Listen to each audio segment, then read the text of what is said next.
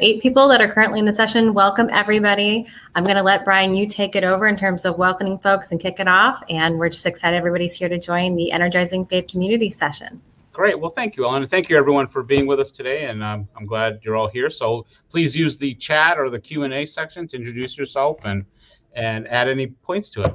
What we're going to do is I just want to give a little quick context of what has energized me as a faith leader in working in this world. And then I'm going to turn it over to Rosemarie and Benny, and then Felipe, and then we'll do some Q&A and have a conversation if that's okay with everyone. So for those who are just joining us, just a little bit of myself. I'm Brian Corbin. I'm the Executive Vice President of Catholic Charities USA. And I've been here 7 years in Alexandria, Virginia, the DC area. But for 27 years, I was the Executive Director of Catholic Charities in the Campaign for Human Development in Youngstown, Ohio, the heart of the Rust Belt in Appalachia. And I did a lot of work in Catholic Charities regarding economics and cooperative economics. And I just want to give a little context as people are joining us that, at least from the Catholic perspective, and I would love to hear from other faith traditions. I mean, so back in 1891, Leo XIII started to talk about labor and capital and how labor and capital and Rerum Novarum need to work together. And that got translated in 1919 with the U.S. Bishops' Conference writing a document on the Pastoral on Social Reconstruction. And in that document in 1919, the bishops called for worker cooperatives specifically. And so within the Catholic theology, that concept of practical economics and practical theology has been with us for a while. When I walked into the scene, I was handed in Catholic Charities in Youngstown a legacy of 1977. And that legacy was 5 steel mills were closing simultaneously. And the Catholic bishop, the Methodist bishop, the Episcopal bishop, the Jewish rabbis, the director of the Association of Churches, and some union activists got together in 1977 and created the Ecumenical Coalition.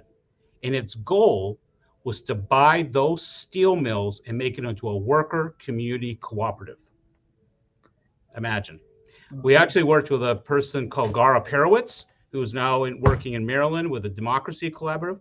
He was working with Lazard Frères. This was serious business. We were talking a $300 million investment. And at that time, the Catholic bishops and those ecumenical and interfaith leaders applied to HUD for $300 million to invest in that worker community-owned cooperative. Lee Iacocca at Chrysler got the money as a bailout. Youngstown got turned over. So what I'm saying with this whole movement of workers and cooperatives has a longer history going back from 1890s to 1910 to the 1970s, at least in Youngstown, Ohio, which then created a whole other movement. And then when I came on board in the 80s to Catholic Charities in Youngstown, I had that legacy to build on, and I was charged with building cooperatives and ESOPs in Ohio. So, and that was by my bishop, charged me as the director of Catholic Charities to literally do this work. And so we've had some history around that. But so I'm just kind of excited that this is a continuation of that energy. And I want to give that energy because that's why I moved there to work on this project. It has continued even here in Washington to make sure that this in our Catholic Charities movement around the country is an important insight. So I just now want to turn it over to Rosemarie and Benny to talk about what you're doing in the Southeast Center for Cooperative Development. And then we'll go to Felipe to talk about the Francesco economy. So Rosemarie, it's all yours. Thanks. Hello, everyone, and thanks for being here. Thanks for talking about your background, Brian. That was really interesting. We need to talk to you some more. That was great. So Benny and I are here from the Southeast Center for Cooperative Development. We're located in Nashville, Tennessee, and for the past about 18 months, we've been working on a project called Transforming Churches and Communities, Cooperative Developments in a World of Growing Inequality. And the vision kind of this project was about connecting churches and cooperative businesses, that this can provide like new interfaces between personal and systemic solutions to rising inequality, as well as new encounters of the church and community, and hopefully revitalizing both. And so that was our overall project. And so I thought we could talk a bit more about what got us to this work. And I'm the co-founder and co-director along with Benny of the Southeast Center. And I came through to this work through worker rights organizing and around these issues of worker rights. I was a part of Jobs with Justice and the Central Labor Council in Dallas, Texas. I was the community engagement coordinator there. And I've been interested in, fighting forward too, to create a new economy, not just fighting back all the time. So when I came to Nashville a few years ago, I joined Benny in his efforts to start worker co-ops. He'd already laid a lot of the groundwork for this.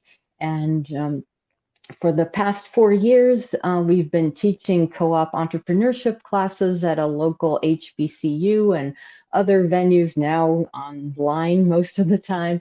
And we founded the Southeast Center as a 501c3 nonprofit. We've got a growing worker co-op pipeline. We have one conversion that's been completed. We've got about 4 real estate and housing co-op projects. We have a pipeline of about 20 co-ops in various phases, about 6 that are up and running. So it's really a growing movement here. And the link between faith and co-ops came through the work that I've done in the past with my partner, Professor Jorg. He's a theologian who teaches at Vanderbilt Divinity School. He also directs the Wendland Cook Program in Religion and Justice, and his research focuses on movements of liberation and justice and the kind of the relationship of religion, power, economics, and labor. And together we've been working for many years trying to engage people of faith and churches, faith leaders, faith communities around worker rights issues. We wrote a book titled Unified We Are a Force, How Faith and Labor Can Overcome America's Inequalities, to kind of sum up that work that we've been doing.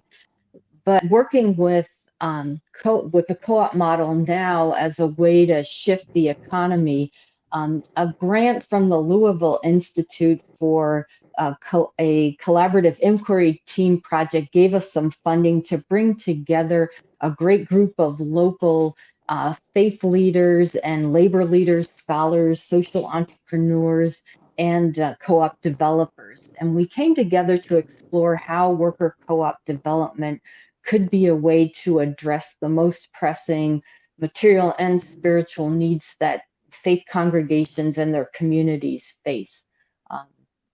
And so we got together to do this project. We had to change it up a bit because of co-ops, because of COVID. It was originally thought that we would go visit some co-op development centers like Co-op Cincy and learn more about the great work they've been doing. But we shifted that to do interviews on Zoom and put together all of our learnings into a virtual toolkit. And before we walk you through that toolkit, I wanted to hand the mic over to Benny to tell us what got him to this work and some of the connections he's seen with worker co-ops and faith communities. Okay.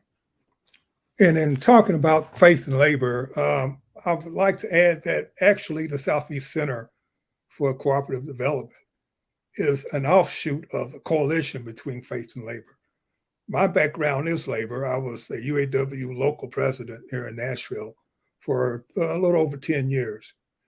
And I was also one of the founding members of NOAH. That's the acronym for Nashville Organized for Action and Hope. That's a coalition of churches, labor unions, and some local nonprofits. And as the vice chair, I was also head of what we call the Economic Equity, Worker Rights, and Job Task Force. So in that task force, I wanted to explore co-ops. And I'll tell you why.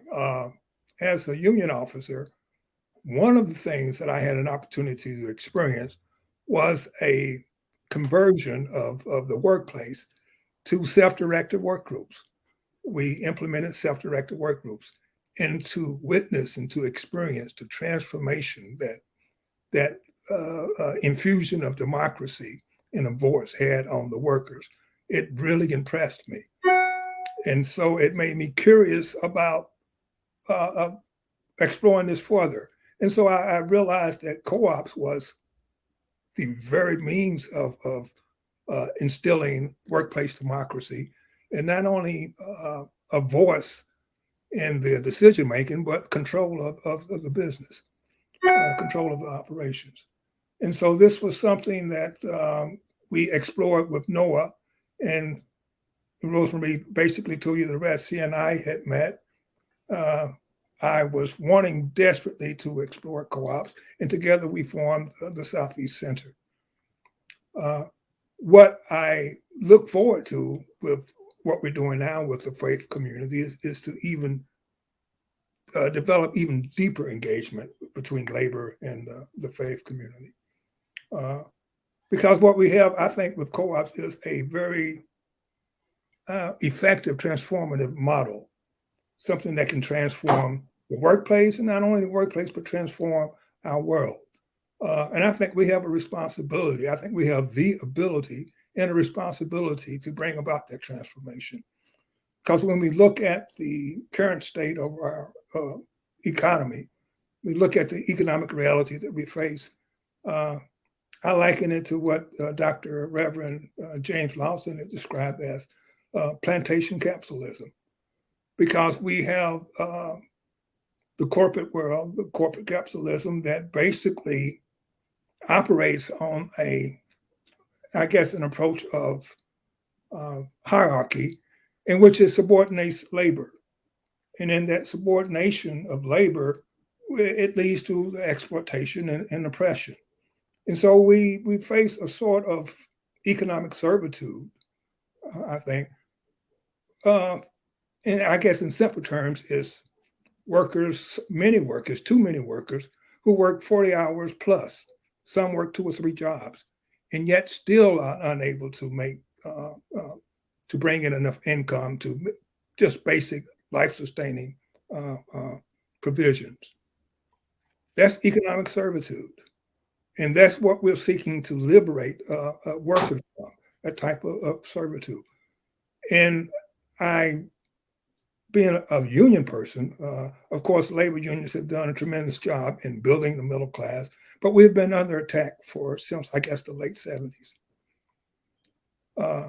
And the work that we have to do is so broad and is so expansive that we need some other avenues, and co-ops are one of those. And so we're trying to engage the church to become more active and manifesting this transformation that we can achieve. And to bring about the type of balance, I guess the balance of power that we don't have under this current state of a subordination of labor. Contractually, unions were able to bring about some balance, and unions are very much needed. They have the critical mass that they can leverage to make an impact. But co-ops brings a structural change, because they can address the structural basis for the imbalance. They can address the structural basis for the subordination of labor that, I guess, for most corporations leads to the pursuit of profit maximization. But by addressing the structural basis, because workers are the owners, so you no longer have that foundation for the subordination. And that could make a world of difference. It'll bring us the transformation that we desperately need. So I'm very optimistic about what we're doing. I'm very hopeful about broadening our connection with the faith communities, because that's all, we are one. So, and I'll turn it back to Rosemarie. All right, great. Thank you for that. And so now I'd like to share my screen. Can you see that?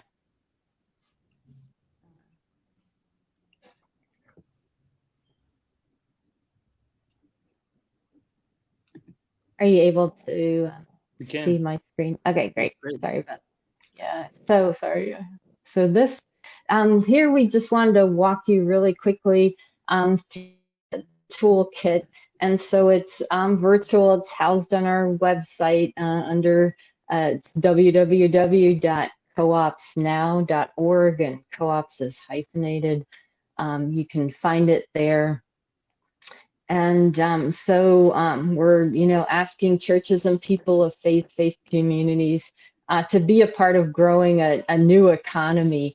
And we started with building this kind of narrative arc that we wanted to walk folks through. And it starts with the economy is not working, right? And that our current economic system is based on exploitation and extraction of people and the planet for the benefit of a few.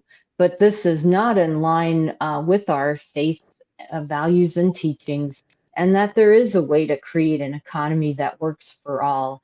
And so this is kind of the arc that takes people through the toolkit, and they can go deeper into it. And then we have related a Bible study that they can explore, and some pages on co-ops and social ventures, learn more about worker empowerment and unions, and then also a bunch of resources. And so the first stopping point we hope to take people is to the Bible study resources. And here they would find 5 modules along the lines of looking at the economy and what some biblical themes around that are. So we have a short study done by Reiger, and then one of our other members of the team, Pastor Stephen Handy, gives a benediction, and then there are other tools that people can go to. Another part of the kit is co-ops and social ventures to learn more about that. And here you can read a piece written by Benny on the connections. And we wanted to highlight kind of co-ops and social ventures, what they have in common, and that really worker co-ops are the ultimate, right, social venture, the first and ultimate social venture. One person on our team has started or is the director of a social venture, and she wrote a piece for that. We have a bunch of examples here that people can click on and learn more about different worker co-ops and why they're important. We have different types like multi-stakeholder, union co-ops, and the like.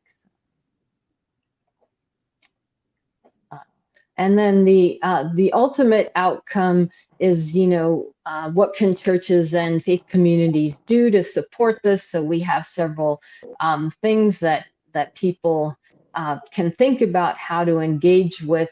And all of these steps here, we now have short videos from folks like Dr. Jessica Gordon-Emhart or Co-op Cincy's Kristen Barker, who talk about how to engage faith communities around certain aspects like financial support. And so there are a bunch of videos that people can watch around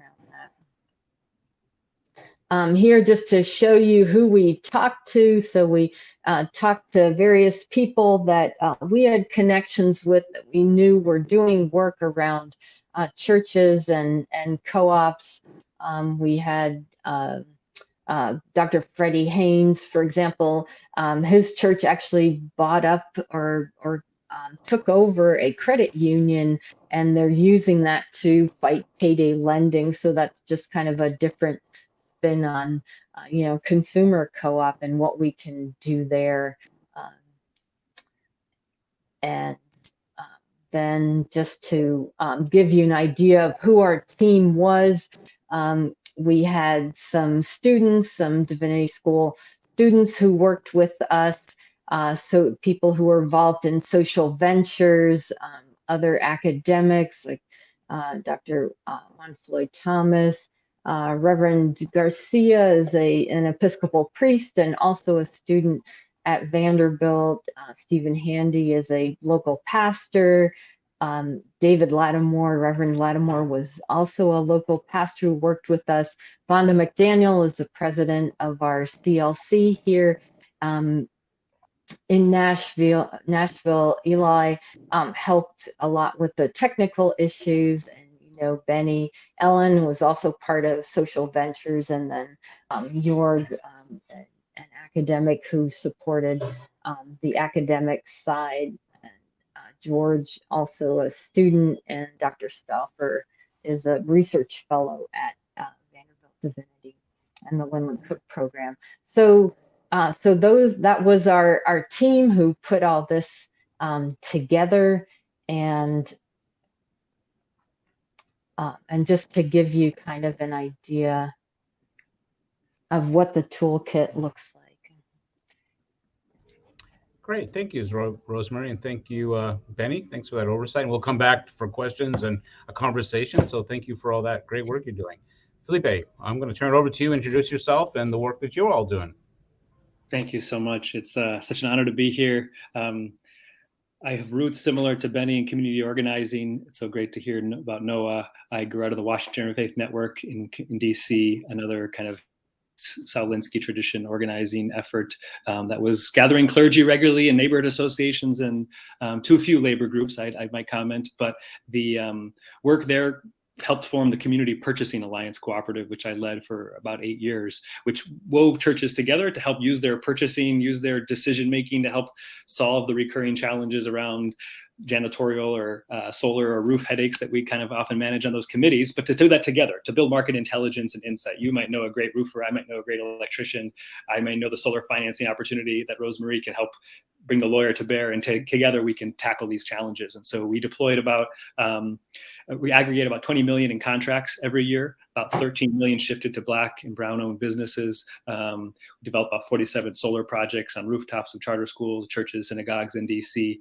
We had great incentive environments. We were able to kind of bolster that, and ultimately built a profitable cooperative model that 60% of all of our profits go back to our community organizing partner, and 40% pro rata goes back to the participant institutions. And now we're trying to help grow that model to other regions. And so looking for great organizing partners like yourselves in different cities to say, does this model work for you? How can you customize and adapt it for your context? And we have folks in Cleveland and Baltimore, Boston, Connecticut, and Chicago that are actively working in a cohort together on that. Meanwhile, while I was trying to raise money for that effort, I came across I heard Pope Francis's invitation to young economists and entrepreneurs. And he was calling it the economy of Francesco. And really the invitation was to hear the cry of the poor and the cry of the earth together. And also in collaboration with the structural problems of the global economy. So I'll just share a few slides here to kind of orient you to this kind of call of the economy of Francesco that has been animating me, which is really about the spiritual dimensions that we need to recover in addition to the organizing and power. So we see the economy of Francesco as bringing different, let me just see if I can share my screen here. Beautiful. Might be too small. Let me shift a window here. Give me 1 second, I'll pull up a different window.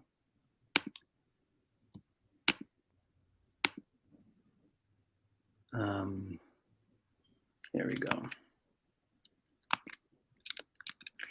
Basically, this economy of Francesco, Elizabeth Garlow and I have just kind of launched this very recently, and the vision is to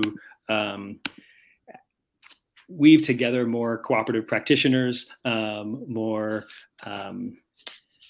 faith-based organizing groups, Catholic institutions, those on the periphery, energy and the environment organizations. How do we kind of build a movement and network? And as Pope Francis invites us to, how do we be protagonists of this transformation? And so part of this is to just map who's out here in this broad ecology. And so there's lots of faith-based community organizing, popular movements. I think Black Lives Matter and the Sunrise Movement are so animating to how we can change the conversation. And I think what all of us recognize is that there's growing pressures on conventional business structures. And that's, I think, what we particularly see as how do we move capital in different ways. And I think with just the simple carbon math of how many gigatons of carbon we're allowed to emit if we're going to stay below the 225 gigaton budget we have 35 gigatons a year, but the incongruous nature of 2,000 of those gigatons being wrapped up in oil company valuations led me to the finance question and the kind of cognitive dissonance that we have going on in our investing. And to me, that kind of drives to a lot of what Benny was talking about in terms of the subordinate nature of labor to capital. And so that really, to me, points to what are the cooperatives, what are the alternative governance and ownership structures that are at some kind of meaningful scale. And here's my little picture of the co-op landscape. Is this at all intelligible? It may not be. Okay. In this kind of co-op landscape, I realize there's a lot of established co-ops in the ecosystem. And just to kind of refresh our memories here, there's the rural electric cooperatives, which represent about 30% territory in the United States. There's the agricultural co-ops. CoBank has tens of billions of dollars, nationwide insurance. The credit unions of about 10% of all household savings are held in credit unions, a national co-op bank, and others. And so as I was trying to raise money to grow the Community Purchasing Alliance co-op, I went to philanthropy, went to impact investing. But for the most part, most of these traditional philanthropies didn't understand the benefits of co-ops. And that's where I realized there's a challenge here. They want the social outcomes, they want the justice outcomes that we all care for, but they're not realizing that capital's structured traditionally in a way, and it doesn't help. So fortunately, the co-op loan funds were useful, but they weren't able to write or dream on the scale I was hoping. And so a lot of our work today is to work with asset holders to help them move from kind of extractive investments to more regenerative investments. I think I might just leave it at that. I mean, our hypothesis is that we can move meaningful capital, and the capital we are moving today has been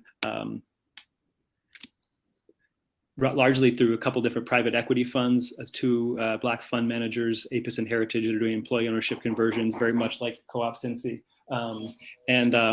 So part of my work really is to help animate the conversation around capital and shifting. And I think we have religious orders that are ready to lead on that kind of question, especially with their own discernment of reparation. So I'll leave it to kind of start the conversation. Great. Thanks. I guess I'll start by asking Rosemarie and Benny, so as you're doing this work with congregations, what are you finding religious institutions, religious leaders ready to jump and help you with this? Are you finding resistance, or how are you finding right now, just at the practical level, religious institutions engaging with the work you're doing? I'm just going to start there, and please, if you have any questions or comments, please type them in the Q&A or the chat, and I'll just start there. Rosemarie and Benny, just kind of what are you finding in terms of how churches are responding to your plea for help or your plea to be engaged? What's been the experience? Yeah, thanks for that question. We just rolled it out, so we haven't gotten a lot of feedback. It's really, you are pretty much the first people to see this.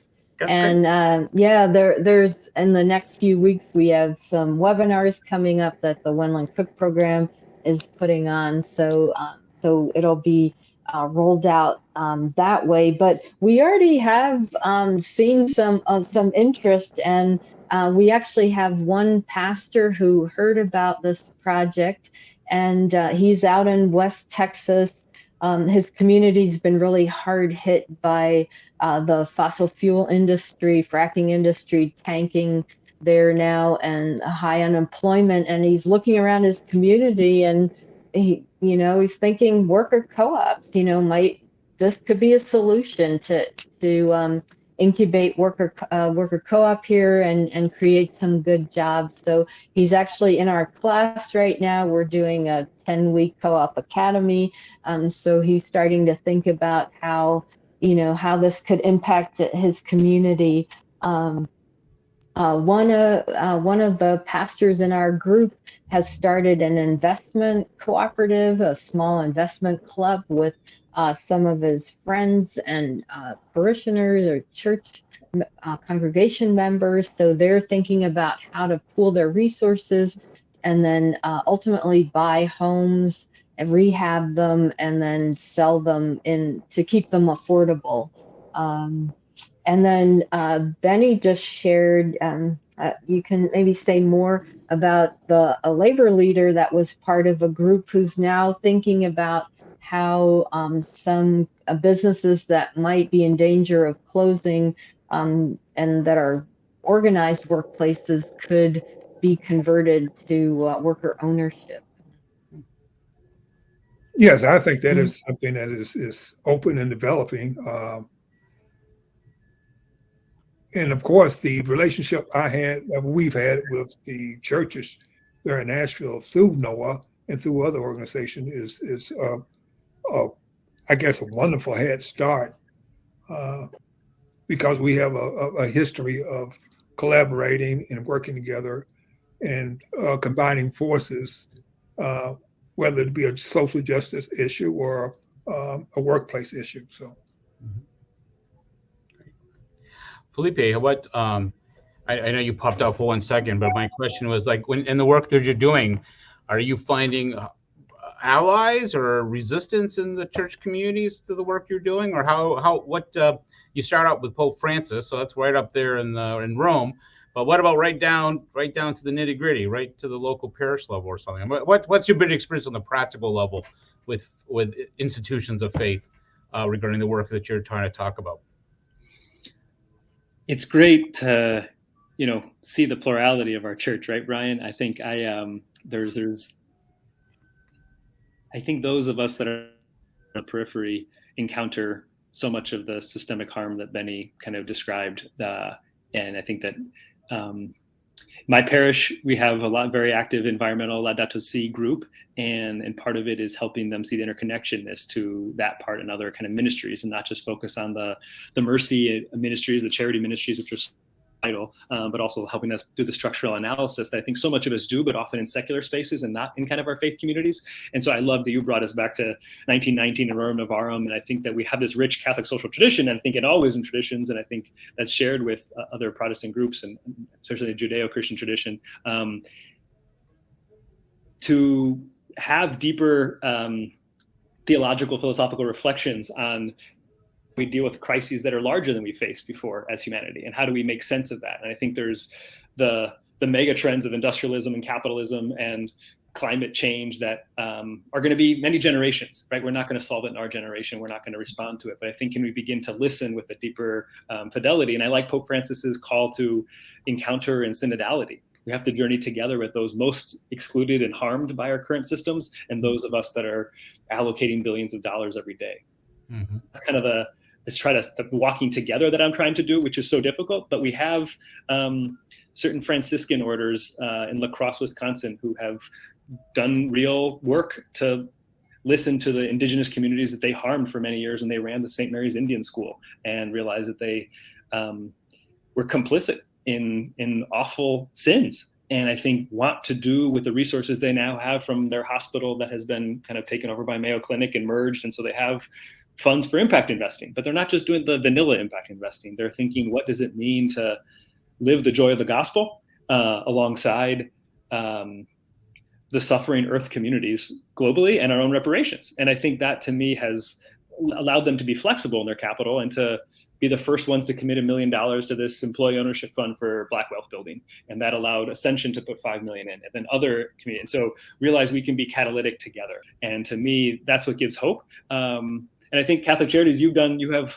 thought about your different local groups as social enterprises, or some of the social enterprises that are emerging from the proximity you have to those that are most excluded.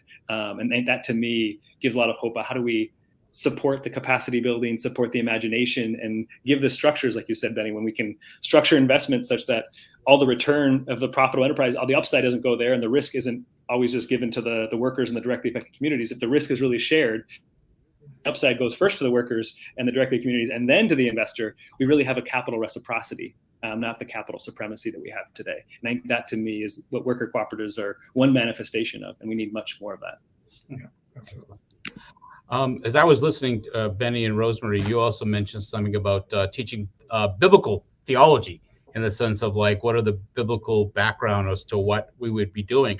So twofold question, well, a statement and then a twofold question. One, in the Catholic Church, in 1986, the U.S. bishops published an important document called Economic Justice for All, a pastoral letter on Catholic social teaching and the U.S. economy. And yes, shock to all shock, yes, Catholics do use the scriptures. And so there's an incredible theological, biblical tradition that's used in that document that then gets to applied ethics.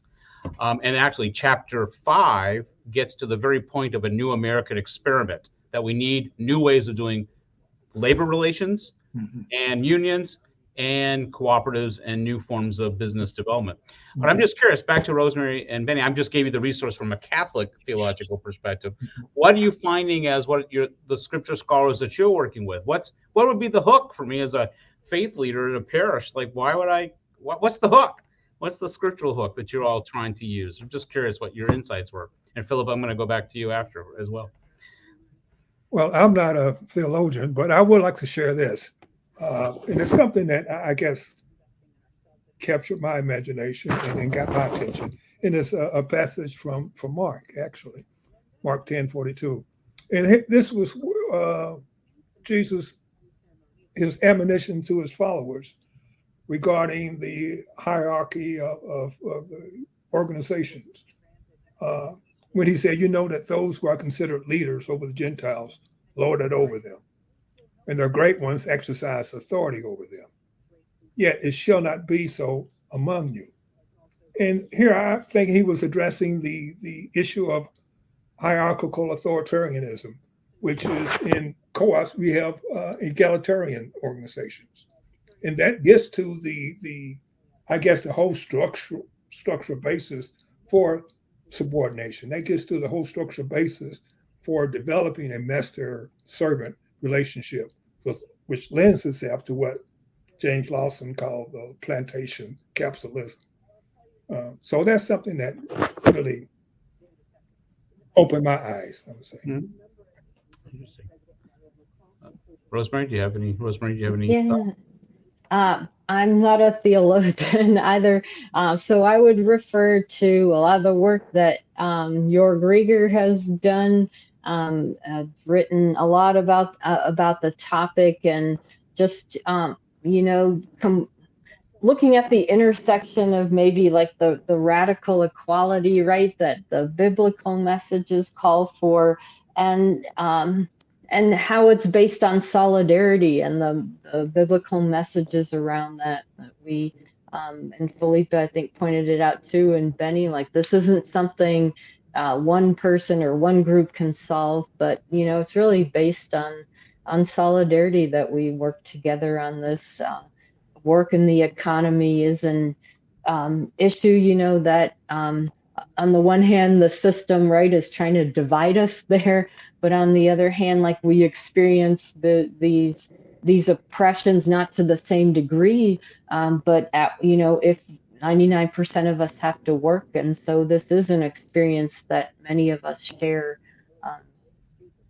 And I think before, Brian, you had asked like if there's any pushback that we get, and it's, I think, around combining this message around changing the economy. I mean, we talk openly about fighting capitalism, and that this is our current economic system. It doesn't work for everyone. It just works for a few. So that's, of course, where the pushback comes in, that people don't want to talk about labor, don't want to talk about the economy.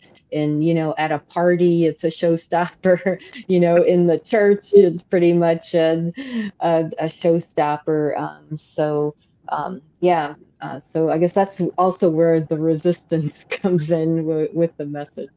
Sure, exactly. Felipe, you said you wanted to jump in. Thank you, Benny and Rosemarie. Well, I love your question of the parish and how do we come back to the church and the local place. And I think the first observation I had was how many of our mission groups at our churches are not talking to the finance trustees council folks that are stewarding the property and the assets. And those folks are getting the habit of always saying no to the folks that have the ideas or the responsiveness. And to me, that was our work at the Community Purchasing Alliance, was trying to weave that together to allow the finance folks to say yes to let's shift to a janitorial company that's going to use all green chemicals and things like that. Let's use a 32BJ sourced vendor so that we have labor that's, having dignity in their work. And we didn't get to the promised land on that work. It's still the hard work, I think, at every congregation, but it animated me, that tension that exists. In your theological question here, the slides I just put in the chat, slides 22 through 24 here, I'm not going to pull them up, but basically we translate Catholic social teaching, if you click on that link, to basically 3 or 4 principles that I think we are teaching our impact investors, especially our faith embodied impact investors, to really work on. And basically, slide 22 and 23 here talk about the 7 or 8 principles: solidarity, human dignity, common good, universal destination goods. These are our principles. And then they translate, I think, to fairly balancing risk and return between investors, entrepreneurs, and communities. And then making sure when you make an investment that you're adding more value than you take, than you extract. And then how are you engaging communities in design, governance, and ownership? And so these are the transform finance principles that Morgan Simon, a really thoughtful impact investor, wrote a book about called Real Impact: The New Economics of Social Change. And these are drawn from her book and a lot of her work at Transform Finance. But slide 25 really brings it home in terms of what are the questions that you can ask of potential investment opportunities. Is there shared leadership, like Benny was talking about? Is there democracy that you described as so transformative inside the organization? Another one is, do the producers of value gain from any liquidity event if the company is sold, or if there is that thing? Is there transparency or quality, or is there learning that dominates the culture? Is there inclusive processes and fairness, the undercurrent of all? So we tried to translate these principles to tangible questions you could ask as you invest. And we found tremendous reception, and we found several of our religious orders are now using these questions and these kinds of questions as they think about who they invest in. And I think it logically leads more towards cooperatives and worker co-ops. And I think we have a whole paper kind of translating some of the you see here a quote from John Paul II here on slide 26 about the struggle against the absolute predominance of capital. So just wanted to share those other couple pieces. Okay. Well, I think, Philip, there's also another question about, or a comment about the industrial commons. Do you want to talk a little bit about that and how your work and how that might be engaged in any theological work or faith-based work, or just whatever your understanding of the industrial commons? And I think it was North Carolina. Yeah, through the economy, Francesco, we were just trying to scan the landscape of who's embodying this. And Molly Hemstreet there started a worker center with folks at a chicken processing plant in Morganton, North Carolina, 20 years ago. And some of the Guatemalans she met there say, we know how to sew. And 2 of them started sewing together in that worker center. And then, it actually came out of a decertification, a union fight that didn't succeed to unionize that plant. But over time, these workers started sewing, and Opportunity Threads now has a 400,000 square foot facility and 68 worker owners, mostly Guatemalan people of color, and an ecosystem very much like Co-op Cincy that has multiple enterprises, multiple social enterprises succeeding together, including this Carolina Textile District, which is a bunch of small cut and sew textile mills throughout the Carolinas, and a material return. And so when my charter schools needed masks in March and April last year for the first time, I was like, well, who can we source them from? And sure enough, Molly and Opportunity Threads already started sewing masks and putting them together for their local hospital, and realized they could sell more and more, and they get quality. And so they quickly responded, and we were able to put more than about $1 million of orders in to their textile mills. And they were phenomenal in terms of how quickly they responded with this, biosmart fabric. So it just gave us an imagination when we have relationships. So much of the work is, I think, building the middleware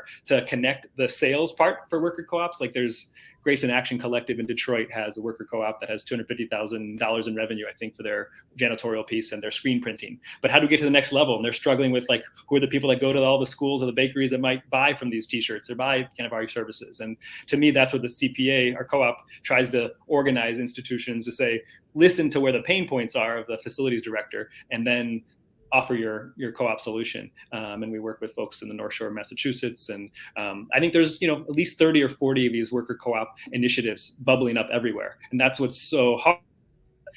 in the broader mainstream conversation, it's all of our grassroots efforts aren't quite becoming intelligible to the broader conversation. And so much of what I hope for this upcoming decade is as the crises kind of continue to exacerbate, I hope that our social movements, I'm so encouraged by the Movement for Black Lives is a great 30-person work group on co-op economics. And so how do we connect the broader social movement conversation to the kinds of work that I think is proliferating all around us?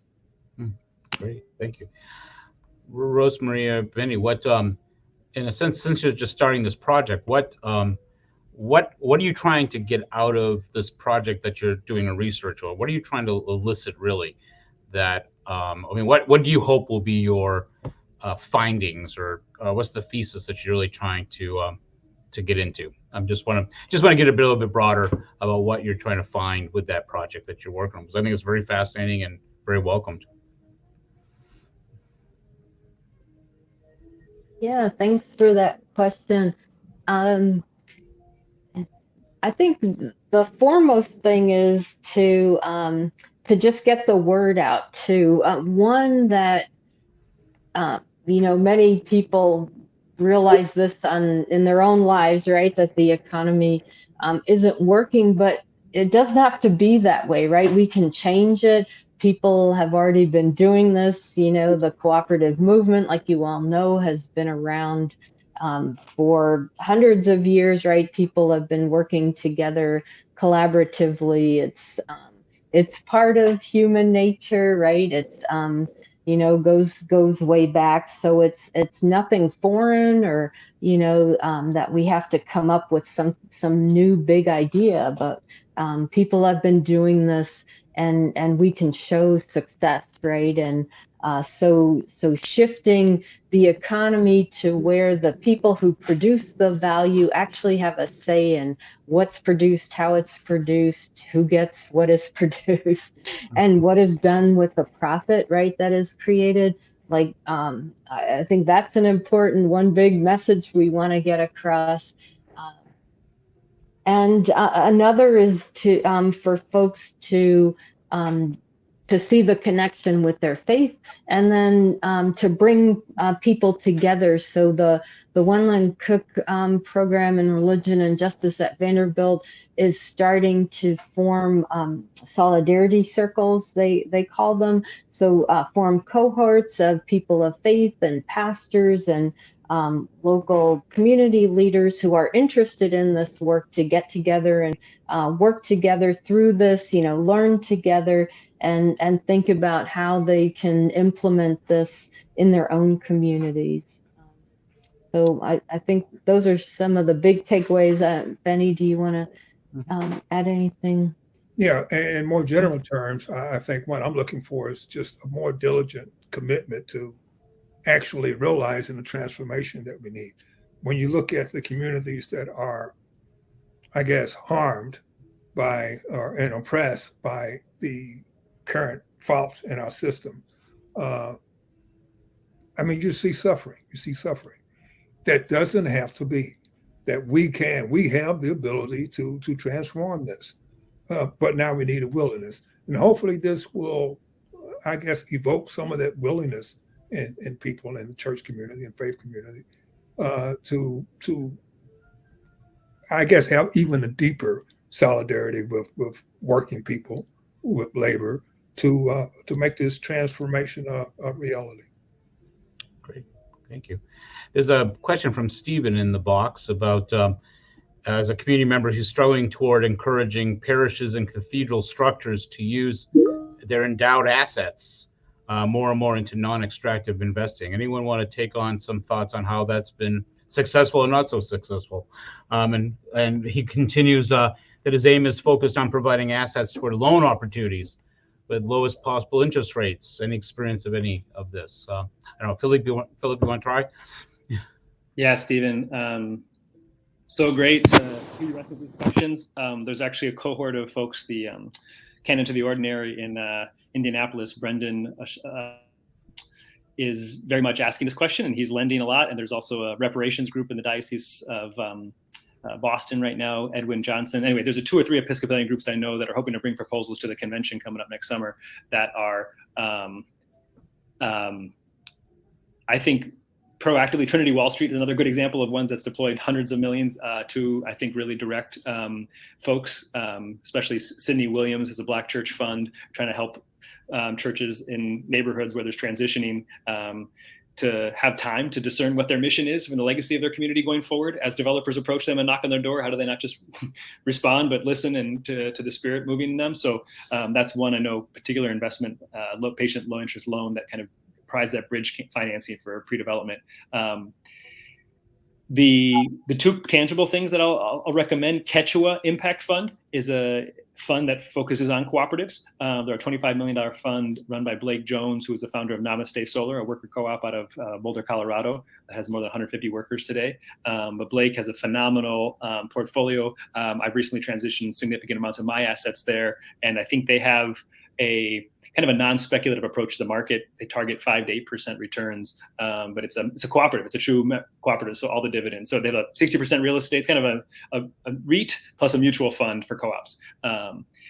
So I love that's a one I point. Start.coop has an equitable economy fund in Boston for early stage kind of investments. So that's another thing. They have a $5 million fund today, but a lot of the graduates from their co-op incubator, and they have any kind of folks. Another place. I mentioned APIS and Heritage doing. Anyway, I could send you my whole. I'll actually post my little resource library here. I try to keep track of as many of these kinds of investments that might be of your persuasion, Stephen. So happy to talk offline. And that's local funds closer to 3%. The Religious Community Impact Fund is a great one. They have a target of 3%. They do a lot of concessionary lending in non-extractive ways. But their ticket sizes are often smaller. So I'll put a couple things in the chat for you, Stephen. Thanks for your question. So one understatement that I'm just trying to bring out is like people have been thinking about this. So there are many ways that you can kind of engage, right? So I mean, you don't have to start from scratch. So even if you want to dip, even if a parish community wants to start a little bit, there are ways that you can do it locally as well as nationally. So I think that's part of a. You don't have to start from zero again, I think is what I found as well. So I think that's important to know. So we have a couple minutes left, but I'm going to give you each one question. You have 13 elevator floors. So you're on the ground level, you got to go to the 13th floor, and you have either a rabbi or a bishop or a pastor or a imam in the elevator with you. What would be your pitch to engage that religious leader in even caring about cooperatives and this type of work? What would be your pitch? What's your 13th floor elevator pitch to a religious leader that they need to get involved in this? Just curious how you would do it. Because I'm looking to steal your language. So here we go. So who wants to start? Who would like to be the first one just to kind of think through that?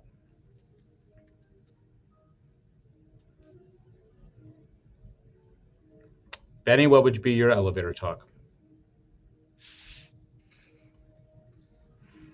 I guess first thing that comes to mind is just the amount of suffering and hurt that's out here is very real, and that a lot of people feel as if they're not being seen, they're not being heard, and their cries are going unheeded. When the reality is there's much that we all can do, especially if we work in what we call solidarity. We work together, work as one. There's much that can be done. There's much that can be transformed. The pitch is basically that I am convinced that we have the ability to be effective in our address of this, that we can bring about transformation. We just got to have the willingness to do it. And that I think if they will take the time to really explore the potential that's there in co-ops, the potential to get people involved and committed and united with a vision for the transformation, I